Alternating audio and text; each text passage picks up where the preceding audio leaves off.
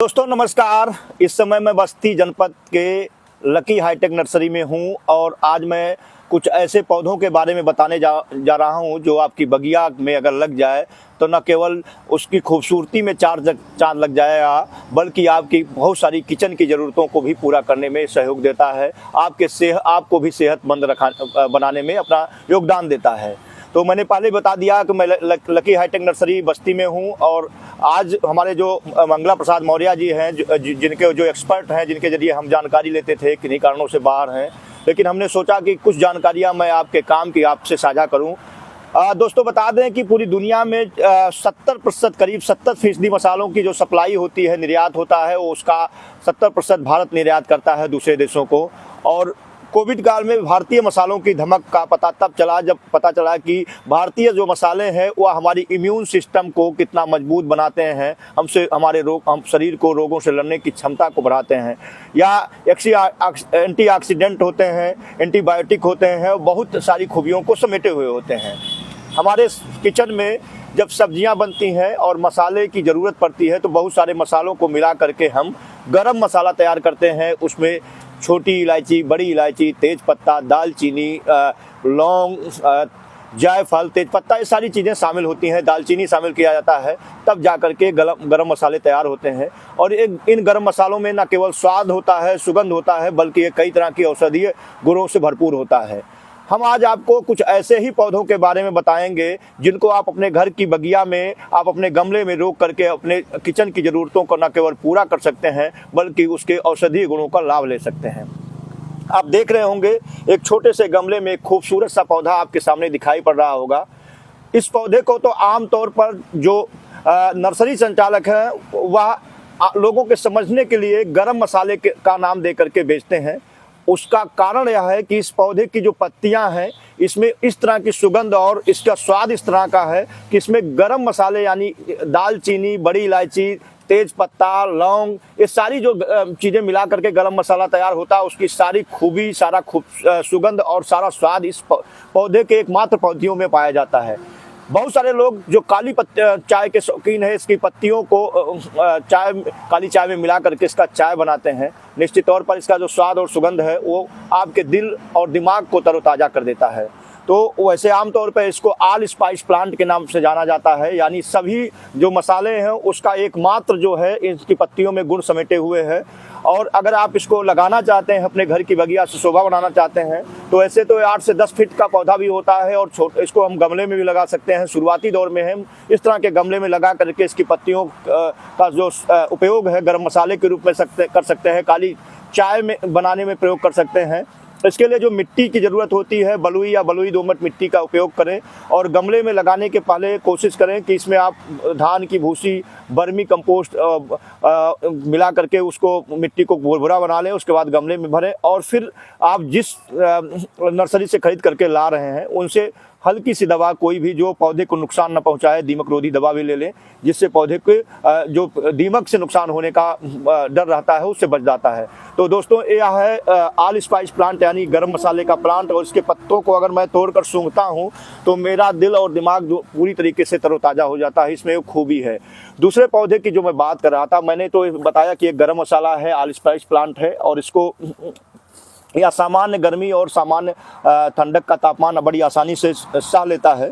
दूसरा जो प्लांट है, इस प्लांट की खूबी अगर हम बताएं तो आप देख रहे होंगे आपकी कोविड काल की अगर बात करें तो लोगों ने रोगों से बचने के लिए, अपने इम्यून सिस्टम को बढ़ाने के लिए इस पत्ते की छाल का उपयोग सबसे ज़्यादा कोविड काल में किया था।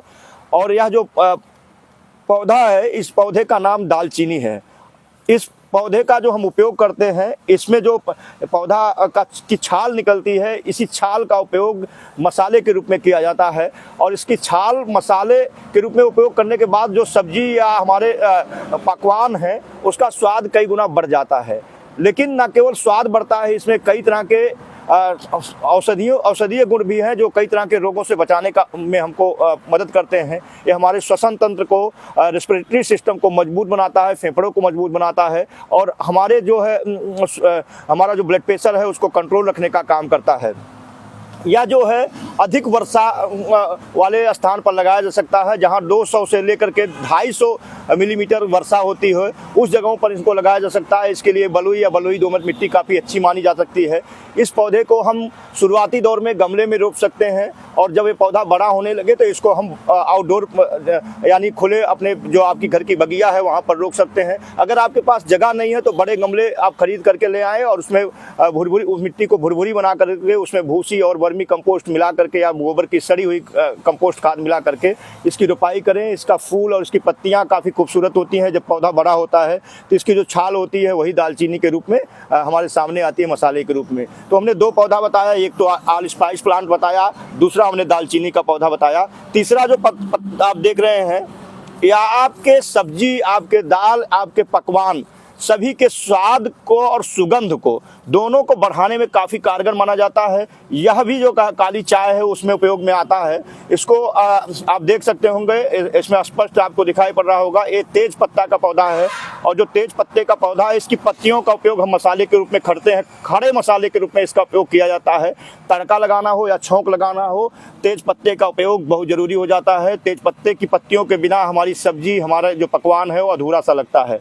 इसका उपयोग भी हम काढ़े के रूप में कर सकते हैं, इसकी पत्तियों का काली चाय के रूप में कर सकते हैं। और इस पौधे को भी आसानी से बलुई दोमट या दोमट मिट्टी में आसानी से उगाया जा सकता है। और यह सामान्य तापमान में उगाया जाने वाला पौधा है। यह पौधे बड़े होते हैं, इसलिए कोशिश करें कि 8 से 10 फुट के लंबाई के पौधे हो सकते हैं। तो कोशिश करें कि शुरुआती दौर में गमले में इसको उगाएं। जब आपके पास ज़मीन ना हो तो बड़े गमले खरीद करके पहले लगाएं और उसके बाद इस पौधे को ग्रो करने दें।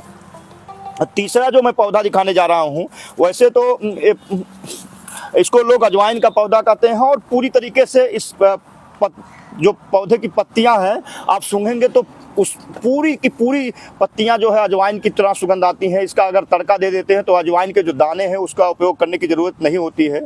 अजवाइन जो है वह गाजर कुल का पौधा है। जीरा, गाजर और अजवाइन ये सारी एक ही कुल के पौधे होते हैं। और चूँकि वह अजवाइन जिसके दाने हम उपयोग करते हैं वह गाजर की तरह पौधे होते हैं। मैं इसको थोड़ा सा दिखा देता हूँ। तो अगर आप अपने घर में आपके पास ज़मीन नहीं है या बाज़ार से अजवाइन के दाने खरीद के लाते हैं, क्योंकि अजवाइन का उपयोग काढ़ा, चाय और बहुत सारी पकवानों में उपयोग किया जाता है। बहुत सारे कचौड़ियों में उपयोग, कचौड़ी के बहुत सारे रेसिपी में प्रयोग किया जाता है। तो जो दाने हैं वो दूसरी चीज़ होती है। लेकिन अजवाइन का सुगंध लाना चाहते हैं तो अपनी घर की बगिया में, अपनी बालकनी में इस पौधे को उगा लें और इसके पत्तियों का उपयोग अपनी पकवान बनाने के लिए करें। और ये अजवाइन की पूर्ति अपने आप करता रहेगा, क्योंकि पूरी की पूरी पत्तियां जो है अजवाइन का स्वाद देती हैं, अजवाइन का सुगंध देती हैं। तो अभी हमने आपको 4 पौधे के बारे में बताया, ऑल स्पाइस प्लांट, दालचीनी का प्लांट, तेजपत्ते का प्लांट और अजवाइन के बारे में बताने जा रहा हूँ। इस पौधे का उपयोग, इस पौधे की जो दाने हैं, जो मसाले हैं उसमें अहम स्थान रखता है। इसको ब्लैक पीपल या काली मिर्च के नाम से जाना जाता है। और ये काली मिर्च का उत्पादन जो है दक्षिण भारत के राज्यों में होता है, क्योंकि गर्म जलवायु में उपजाया जाने वाला पौधा है। और पहले यह दक्षिण भारत के राज्यों में होता था, लेकिन पिछले कुछ सालों से छत्तीसगढ़ का जो बस्तर जिला है उसके कोड़ा गांव के जंगलों में वहां के एक स्थानीय निवासी, जो उनको देश का पहला हेलीकॉप्टर वाला किसान कहा जाता है, डॉक्टर राजा राम त्रिपाठी ने काली मिर्च की बहुतायत लेवल पर खेती करने में सफलता पाई है। और उन्होंने इसी काली मिर्च के खेती की बदौलत आदिवासी जो है, जो जंगलों में निवास करते हैं, उनके जीवन स्तर को काफ़ी ऊंचा उठाने में मदद की है। तो निश्चित तौर पर काली मिर्च जो हमारी आर्थिक शक्ति है उसको मजबूत करने का काम करती है। अगर आप अपने घर की बालकनी में, घर की बगिया में काली मिर्च को रोपाई करना चाहते हैं तो सामान्य तापमान में, गर्म तापमान में इसको उगाया जा सकता है। इसके लिए जो काली मिट्टी, दोमट मिट्टी काफ़ी अच्छी मानी जाती है। और इसके लिए भी आप कोशिश करें कि जिस उस ज़मीन में लगाएं जहां कार्बन्स की मात्रा अधिक हो, जहां रसायनों का प्रयोग ना होता हो, उस जगह पर इसको रोप सकते हैं। और इस पौधे को आप देख सकते हैं कि इसमें जो है लताएं निकलती हैं। तो ये जो फल आता है, ये फल अगर आप चाहते हैं कि आपके घर के सामने कोई पेड़ है कोई बड़ा पौधा है तो उस पर इसको चढ़ा करके काली मिर्च का फलत ले सकते हैं और काली मिर्च को बहुत आसानी से उगाया जा सकता है। या उत्तर प्रदेश में, झारखंड में, मध्य प्रदेश में, साउथ के कर्नाटक, तमिलनाडु, आंध्र प्रदेश, तमाम राज्यों, केरल में इत्यादि जगहों पर आसानी से उगाया जा सकता है। तो जो इन पौधों की मैं जानकारी दे रहा हूँ, हो सकता है इनकी जानकारी आपकी ना रही हो, अब आसानी से स्थानीय लेवल पर स्थानीय नर्सरी संचालकों द्वारा उपलब्ध कराया जाने लगा है। तो आप उनसे संपर्क करके इन पौधों को अपने घर के गमले में लगा करके, बालकनी में लगा करके मसालों का आनंद ले सकते हैं। तो ये काली मिर्च का पौधा था। अब मैं जिस पौधे के बारे में बताने जा रहा हूँ, यह वास्तविक जो है हींग तो नहीं है, क्योंकि जो हींग है उसकी खेती भारत में बहुत कम लेवल पर की जाती है। इसीलिए हींग का जो रेट है वो लगभग भारत में 30 से 35 हज़ार रुपये प्रति किलोग्राम है, शुद्ध हींग का रेट। और अभी जो हींग की खेती होती है हिमाचल प्रदेश, लद्दाख और जम्मू कश्मीर के कुछ भागों में होती है। ICAR, Indian agriculture research institute, और बहुत सारे ऐसे भारतीय कृषि अनुसंधान संस्थान जिसको हम पूसा के नाम से जानते हैं, उन लोगों ने बहुत सारे प्रयास किए हैं। पौधे पूरी दुनिया में लगभग 130 प्रजातियाँ हींग की पाई जाती हैं। और हींग जो है वो कह लिया जाए तो एक तरीके से गाजर कुल का पौधा है। इसकी पत्तियां गाजर की तरह देखने की होती हैं और फूल भी गाजर की तरह ही आते हैं। लेकिन हींग को आसानी से, मैंने बताया कि नहीं उगाया जा सकता, क्योंकि ये ठंडे प्रदेश का पौधा है और अभी भारत में इसके प्रयास चल रहे हैं उगाने के। कुछ लेवल पर सफलता भारत सरकार ने पाई है, जो उनके रिसर्च इंस्टीट्यूट है ICAR के, उनके जरिए इनको उत्पादित करने का काम किया जा रहा है। लेकिन यह हींग का एक प्रतिरूप है, हींग की तरह पूरी तरीक़ा से उपयोग कर सकते हैं। देखिए आप, एक ग्राफ्टिंग किया हुआ पौधा है, एक ग्राफ्ट किया गया है, इसमें कलम लगाई गई है। और इसमें जब आप चीरा लगाते हैं, यहाँ पर चीरा लगाएंगे तो इसमें एक गोंद निकलता है। या जो गोंद है ये पूरी तरीके से शुद्ध हींग का काम करता है, उसमें गुण भी हींग के ही होते हैं। तो जो हींग अभी तक भारत में उगाया जाना संभव नहीं था, मैं उस हींग की बात नहीं कर रहा हूँ जो हिमाचल प्रदेश, लद्दाख या जम्मू कश्मीर में, ईरान में उगाई जाती है। लेकिन यह एक हींग का प्रतिरूप है। हींग का स्वाद ले सकते हैं, हींग की क्वालिटी भी होती है। इसमें क्या करना है कि आपको चीरा लगाना है, उस चीरे के बाद जो गोंद निकलेगा वो हींग का काम करता है। तो इस पौधे को भी आप दोमट मिट्टी, बलुई दोमट मिट्टी, कार्बन से युक्त मिट्टी में लगा सकते हैं। आप अपने गमले में रोपने के पहले कोशिश करें कि जो गमला आपका है उसमें आप मिट्टी में भूसी, सड़ी हुई गोबर की कंपोस्ट खाद या वर्मी कंपोस्ट खाद या वर्मी कोलाइट, ये सारी चीज़ें मिला करके उसको कार्बन से युक्त बना दें। उसके बाद पौधों को रोपण करें और समय समय पर पानी देते रहें, जिससे पौधे को पर्याप्त नमी मिलती रहे।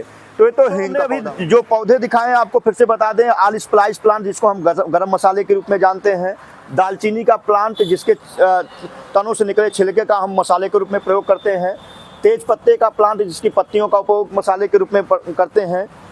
यह जो है, ये जो प्लांट है, या जिसका अजवाइन को हम उपयोग करते हैं दानों का, वो तो नहीं है क्योंकि वह उसके पौधे गाजर की तरह होते हैं, लेकिन इसके पत्तियों से सुगंध जो आती है, स्वाद जो होता है, वो अजवाइन की तरह होता है, इसलिए इसको अजवाइन प्लांट के नाम से जाना जाता है।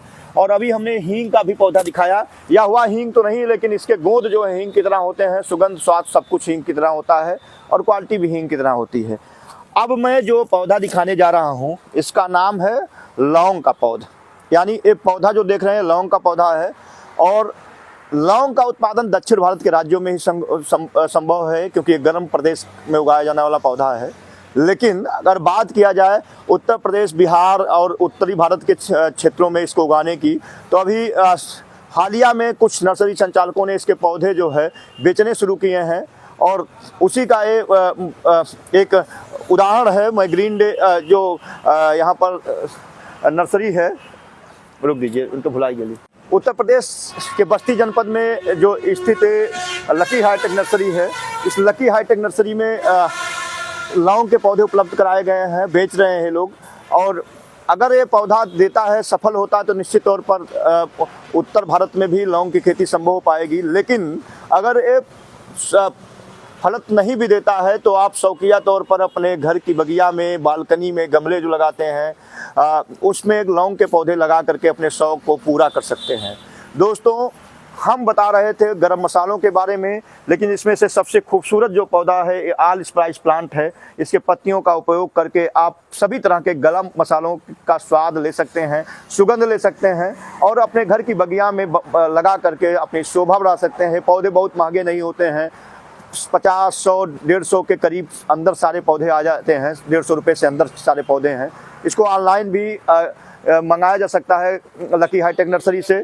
लकी हाईटेक नर्सरी बस्ती जनपद के ग्राम पुरैना जो पोस्ट कटया में हाईटेक जो नेशनल हाईवे है, राष्ट्रीय राजमार्ग 28 है, उसे सटा हुआ है। और अगर आप यहाँ पहुँचना चाहते हैं तो आप गोटवा बाजार आएँ, उससे थोड़ा सा आगे आएंगे तो अगर आप लकी हाईटेक नर्सरी से पौधों को खरीदना चाहते हैं तो बस्ती जनपद के में आएँ और राष्ट्रीय राजमार्ग 28 जो कि बस्ती गोरखपुर मार्ग के नाम से जाना जाता है, बस्ती शहर से लगभग 5 किलोमीटर पहले अयोध्या मार्ग की तरफ चलेंगे तो यहाँ बाबा मोटर्स है, जो टाटा मोटर्स का सर्विस सेंटर है। यहाँ करके क्रय कर सकते हैं। यहाँ से ये लोग ऑनलाइन भी पौधे की बिक्री करते हैं।